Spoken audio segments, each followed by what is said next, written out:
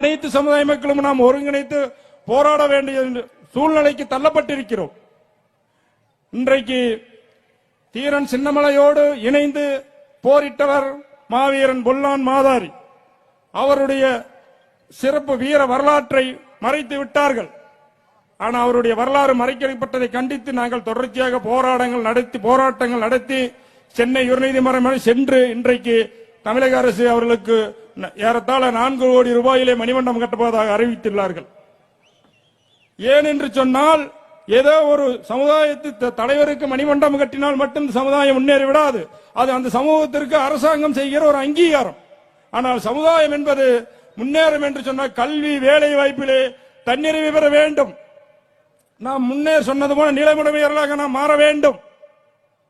இன்றைக்கு மேற்கு கொங்கு மண்டலத்தில் இருக்கக்கூடிய அத்துணை தொகுதிகளிலும் வேட்டுக்கொன்று சமுதாயம், அருந்ததியர் சமுதாயம் மற்றும் ஒருங்கிணைத்து ஒரு வேட்பாளரை நிறுத்த அனைவரும் நாம தான் வெற்றி பெறுவோம்.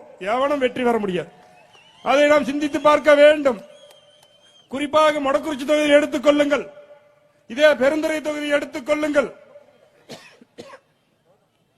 வேட்டுக்கொன்று சமுதாயம் வாக்குகளும் நாடார் சமுதாயத்தினுடைய வாக்குகளும் அருந்ததியர் சமுதாயத்தினுடைய வாக்குகள் தான் மிக அதிகம். ஆனால் அரசியல் கட்சியிலே பல்வேறு அரசியல் கட்சியிலே அவர்களுடைய பிரித்தாளும் சூழ்ச்சியை கையாண்டு இன்றைக்கு